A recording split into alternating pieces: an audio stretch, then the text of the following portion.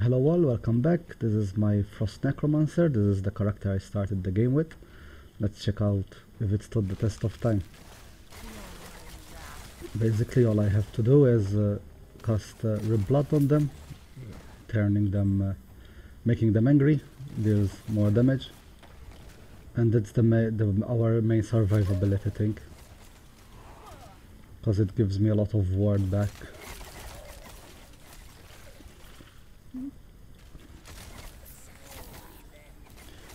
We're running the skeletons, which are mostly used for the AoE, the mages, which are used mostly for the single target damage, and the golem is just for defense. He's the guy taking all the hits.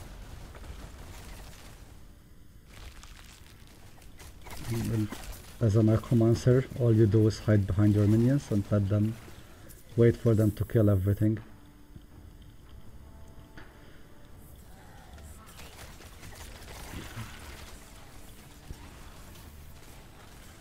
Don't play her in a while, honestly. Kinda after stopping playing the Necromancer, I never really revisited her. I started playing the Sentinel, which class I really like.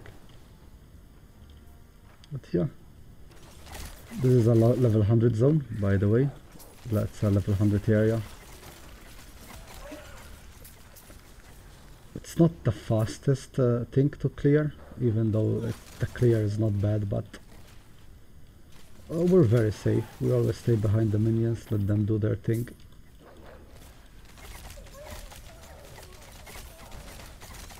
But that's the boss, so we bust out the Dreadshade, and we just spam Reblood to get a lot of ward. And that's it. Let's talk about the build. Alright, back to the end of time, and let's talk about the build. For abilities, we have Summon Skeleton, Golem, Skeleton Mages, Reblood, and Dreadshade. Summon Skeletons, I went with this build. I wanted them to be Frost, so I had to get Ice Arrows, and I wanted them to be only archers, so I got Pen is Mightier than the Sword. So we take 3 points travel in Unholy Rage, although it's a very good ability, but we need to be spreading the points around. So we got 1 point in Lone Guardian.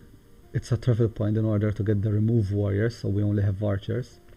We get the Fire Arrow, which shoots a Fire Arrow.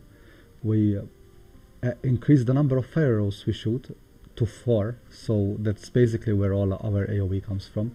And we turn it to Frost, because we're in a Frost build. We got an extra skeleton. We take Necrotic Conviction. We take 4 points here. We take another skeleton.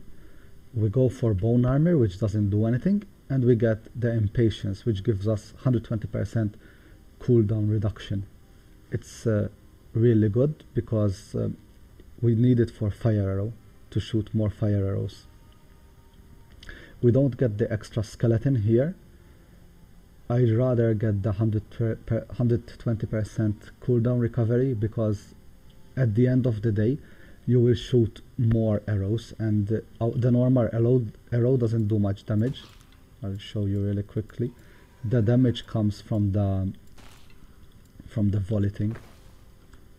As you see, the normal reload is like 800, 700 damage, but when he shoots it, it is pretty much the same damage, but it's AoE, and that's what we want him to do.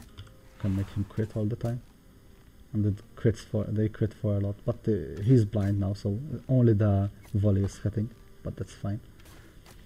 Golem, we go for a defensive golem. We take 2 points in armor. We get some health gained back. We take the thread. This is the important talent. We get the threat generation. We get more armor and health for him. We give him more speed and gives other minions more speed. 2 points in travel in faint form, and then Spectral Golem for the dodge. He gets a lot of dodge being a Spectral Golem, and he fears them, making him tankier and fearing the enemies. We get the mages, which are our main damage dealing. We give them 15 adaptive spell damage. We turn them into Frost Mages, and we give them more damage and remove the other two mages, so we only have the Chiromancers. We get extra projectile, and then we get base crit and movement speed, crit and heal health on crit, and we get +1 to mages. They are basically our damage. You can make them crit all the time, and they crit for 15 each, which is quite high. Ribblood. Ribblood, we got blood splatter, which is the splatter you see on the ground. We got the blood splatter area. We want this one. Those are moving to move to get grants minion blood infusion, which increases their damage by 30%, and then we get 30% attack speed with blood infusion. So when we're hitting them, he gets more speed and more damage. And then we get the ward. They are all to move here, and we get the health turns into ward, so we can keep stacking up ward. Get 1 point in cast speed. We get 5 out of 5 in health gained to get more health. Then we get some mana, so to make it to get some mana back. This ability, Marrow Drinker, makes us target our own minions, which is what we want because of blood infusion. And then we get Blood Orbs, which restores health per intelligence by 5%. We have a crap ton of intelligence, so it our health, as you'll see the ward going super high up. Yeah. Okay, so Dreadshade. Dreadshade got nerfed. I used to have this ability before. They changed it because Metridon here used to give armor per intelligence rather than vitality. So I used to have stupid amounts of armor with it. I removed it, but I don't think that's the best thing you can do. You can get it and start stacking vitality and intelligence. I got this build. I built this character pre-patch, so it went all in the intellect, because everything builded off intellect, but now this builds off vitality, so you're better off getting the vitality instead. Anyway, you want the Dreadshade.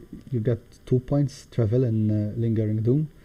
You get 1 point in Vile Gust, so the damage that the minions get turns to poison.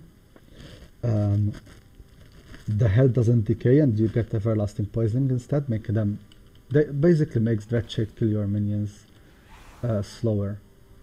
The poison doesn't tick really quickly, and when I start attacking, I'll let it hit him a little bit. When it starts attacking, he'll start healing back. You want the minion always crits, which is really good. Then I got some area, just so I try to hit all my minions with it, and as you see here, start dealing damage, he'll start getting his life back. It takes a while for Dreadshade to kill them, and when they die you just resummon them. You make them give them more attack speed and cast speed. You increase the area, but also the damage, but that's fine. And then you get yourself and allies affected, so that the Dreadshade will affect us as well. And then I got buffed effect on minion, but this isn't really that great because as we said, the minion is not gonna be losing much life. So what you guys should do is take a point off here and take a point maybe off in the area. Yeah, take the 1 point off here, 1 point off here, travel point, and get the armor. And make sure to get some vitality, don't just go on intellect. My gear, we have Reach of the Grave. Today there are better scepters out there with increased minion damage, and you go for, I went everything intelligence, health, and minion health. As you see, it's all intelligence, some resistances and health, minion damage, but the stats are straightforward. You just want minion damage, minion health, and just get as much health as you can, because you get 100% crit of Dreadshade anyway. So when you're doing your own build, rather than go everything intelligence, mix it up with intelligence and vitality. Get some vitality as well for the armor. Not too much, go maybe like 3-to-1, more intellect than vitality. And for the idols, you just basically go minion cold damage. Minion cold damage, minion cold damage, minion cold damage, and then just health resistances for the other ones.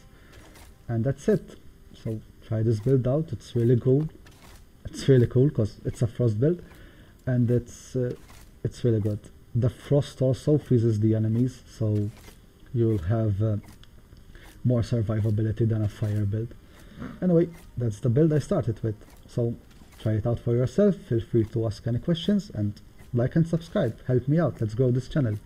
Thank you all for watching, and see you next time. Bye.